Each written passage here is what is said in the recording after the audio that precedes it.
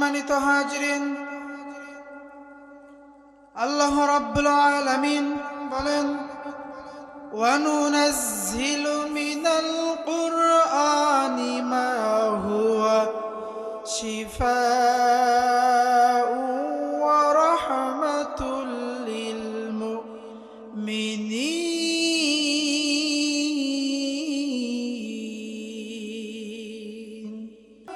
এই কোরআনকে মানুষের জন্য শিফা হিসেবে নাজিল করেছে। অনুনাজ্জিলু মিনাল কুরআনি মা হুয়া শিফাউ ওয়া রাহমাতুল লিল মুমিনিন। কাদের জন্য শিফা হিসেবে নাজিল করেছেন? ওয়া রাহমাতুল লিল মুমিনিন, যারা প্রকৃত মুমিন হবে।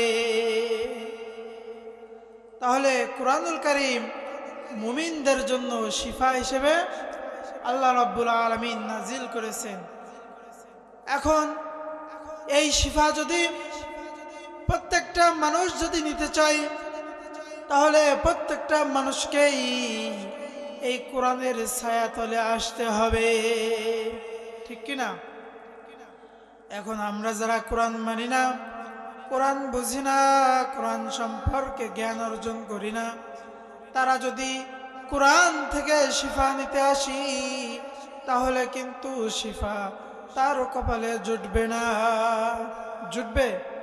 কোরআনকে যদি আমরা ভালো না বাসি, কোরআনকে যদি আমরা মহব্বত না করি, কোরআনের সঙ্গে নিজেদের বাস্তব জীবনকে আমরা যদি না চালাই, তাহলে কোরআন কখনোই আমাদেরকে শিফা দিবে না। আল্লাহ রাব্বুল আলামিন বলতেছেন, এই কোরআনকে আমি শুধুমাত্র দুনিয়ার জিন্দেগির জন্য পাঠাই নাই। এই কোরআন যারা পড়বে, এই কোরআন যারা বুঝবে, এই কোরআন অনুযায়ী যারা আমল করবে, কাল কিয়ামতের ময়দানে আমি রব্বুল আলামিন তাদেরকে রহমত এবং বরকত এবং জান্নাতের ব্যবস্থা আমি রব্বুল আলামিন করে দেব। তাহলে কোরআন অনুযায়ী যদি আমরা নিজেদের জীবনকে পরিচালনা করি, শুধুমাত্র দুনিয়াতে শান্তি নয়, আখিরাতেও সুখ শান্তির ব্যবস্থা আল্লাহ রাব্বুল আলামিন করে দেবে। সম্মানিত হাজরিন, তাহলে কোরআন থেকে যদি আমরা শিফা নিতে চাই, তাহলে কোরআন অনুযায়ী জীবন চালাতে হবে। কোরআন যেটা বলবে সেটা আমাদের মানতে হবে। কোরআন যদি বলে ইহদিনাস সিরাতাল মুস্তাকিম, এই রাস্তা দিয়ে তোমার চলতে হবে, তাহলে কোরআনের কথা অনুযায়ী ওই রাস্তা দিয়ে আমাদের চলতে হবে। আর কোরআন যদি বলে এই পথে চলা তোমার জন্য ঠিক নয়, তাহলে ওই পথে কিন্তু আমাদের চলা যাবে না। কিন্তু কোরআন কি বলল না বলল, এটা আমাদের বর্তমান সময়ে কারো শোনার মতো সময় নয়। যে যার মতো নিজের মন মতো নিজের মত মতো চলবার জন্য সকলেই প্রস্তুত হয়ে যায়। কোরআন অনুযায়ী নিজেরা নিজেদের জীবনকে পরিচালনা করার জন্য চেষ্টা করেন। আল্লাহ রাব্বুল আলামিন বলতেছেন, ইন্না নাহনু নাযালনা যিকরা ওয়া ইন্না লাহু লাহাফিজুন।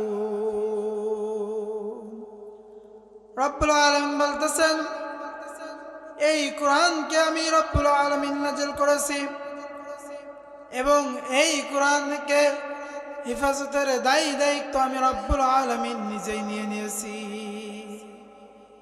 তাহলে রব্বুল আলামিন কোরআন দুনিয়াতে অবতীর্ণ করেছেন, আর এই কোরআনের দায়িত্ব রব্বুল আলামিন নিজেই নিয়েছে।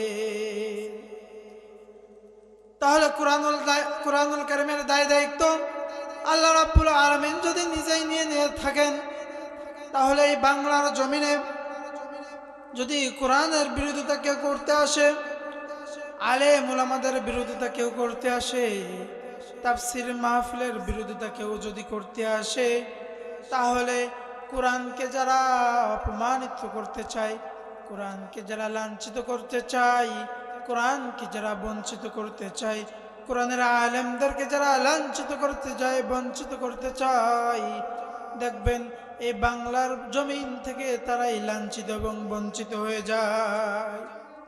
একটি কথা মনে রাখবেন, পৃথিবী যতদিন হয়েছে, পৃথিবী হওয়া পর্যন্ত রব্বুল আলামিনের এই কোরআনকে কেউ অপমান এবং অপদস্থ করতে পারে নাই, কেউ লাঞ্ছিত এবং বঞ্চিত করতে পারে নাই। কোরআনের বিরোধিতা যারাই করতে এসেছে, কোরআনের বিপক্ষে যারাই এসেছে, তারাই দুনিয়া থেকে লাঞ্ছিত এবং বঞ্চিত হয়ে গেছে। কোরআনের আলো যারাই নিভাতে আসছে, তারা তাদের নিজেদের আলো নিভিয়ে গিয়েছে। কথা বলেন ঠিক কিনা? এই জন্য ওই সমস্ত কুলাঙ্গারদেরকে বলবো, তোমরা যদি কোরআন সম্পর্কে এমন কুমন্ত্রণা মূলক বার্তা দাও, বাংলার তাওহীদি মুসলমান তোমাদেরকে এমন ভাবে জুতা নিক্ষেপ করবে, এমন ভাবে ফাঁসির রায় তোমাদেরকে ঝুলাবে, তোমরা এই দুনিয়াতে কোনো আর জায়গা পাবে না।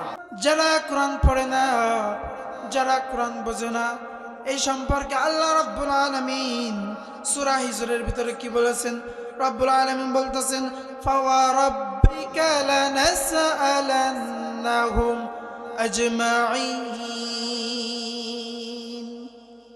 রব্বুল আলামিন বলতেছেন, আমি আল্লাহ নিজেই নিজেকে কসম খেয়ে বলতেছি, আমি রব্বুল আলামিন কাল কিয়ামতের ময়দানে অবশ্যই প্রত্যেককে জিজ্ঞাসাবাদ করব, তোমরা দুনিয়াতে কেন কোরআন পড়ো নাই, কেন কোরআন মানো নাই, কেন কোরআন সম্পর্কে কোনো জ্ঞান অর্জন করো নাই। তাহলে আল্লাহ রাব্বুল আলামিন যদি আমাদেরকে এমনভাবে পাকড়াও করেন, এমনভাবে জিজ্ঞাসাবাদ করেন, তাহলে বলেন আমাদের জায়গা কোথায় হবে?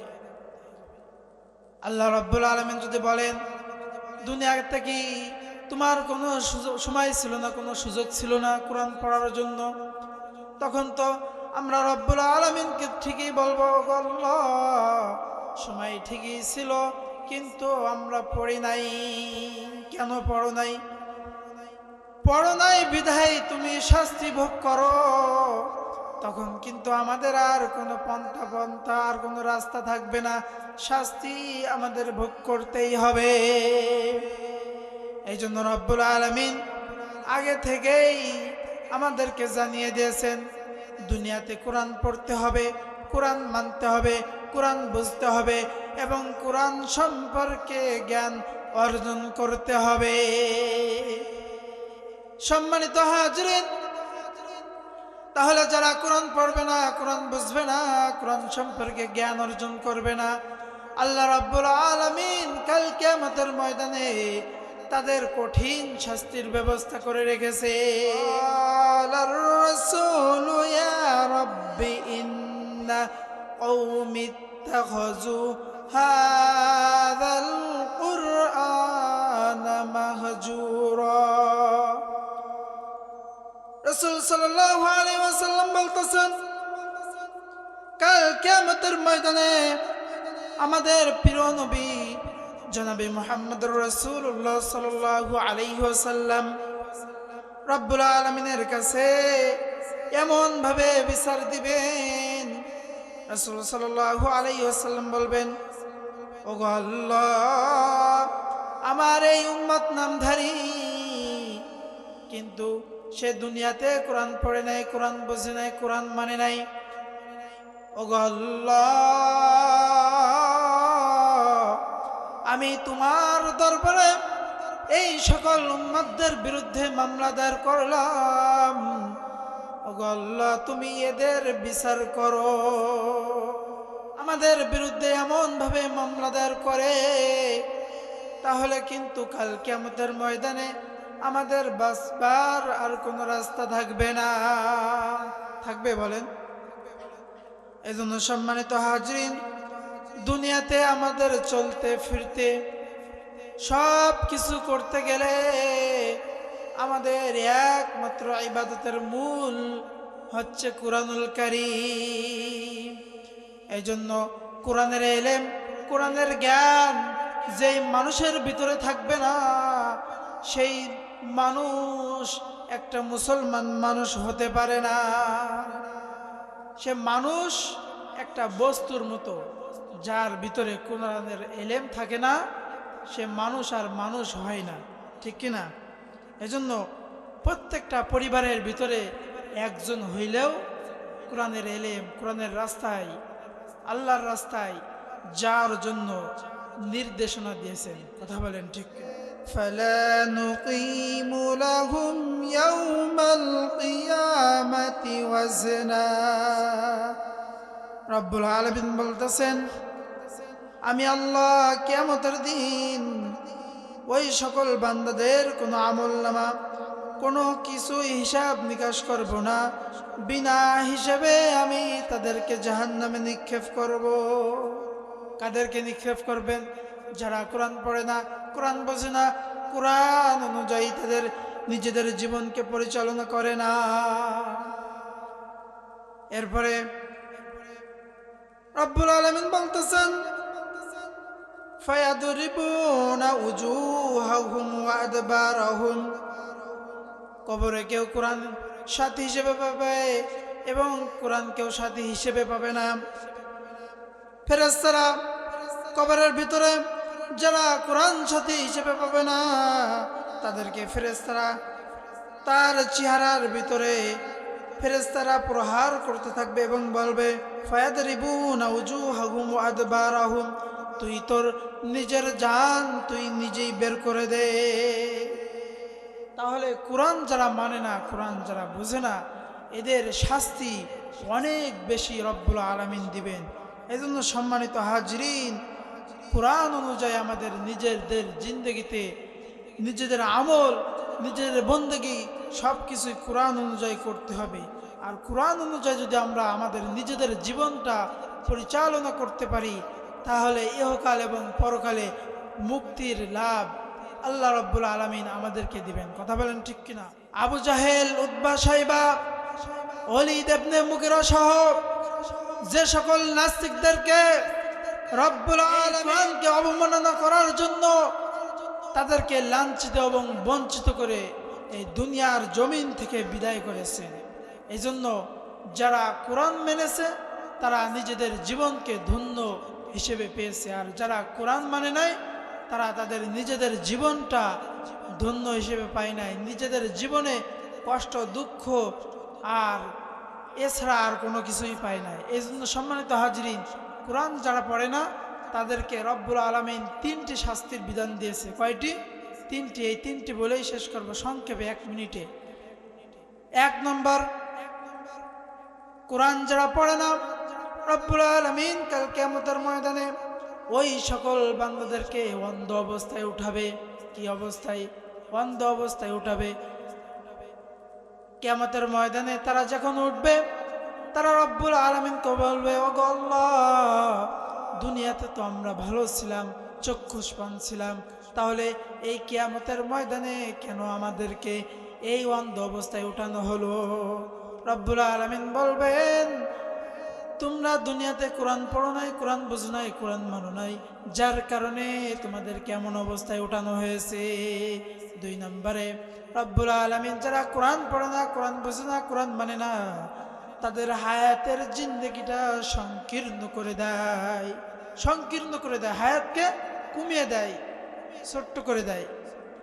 এজন্য কোরআন যারা পড়ে না, কোরআন যারা বুঝে না, কোরআন যারা মানে না, এদেরকে শাস্তি আর শাস্তি দিয়েই যাবেন রব্বুল আলামিন। এই জন্য সম্মানিত হাজরিন, আল্লাহ তাআলা যেন আমাদের প্রত্যেককেই কোরআন অনুযায়ী নিজেদের জিন্দেগিটা পরিচালনা করার জন্য তৌফিক দান করুন। আমিন।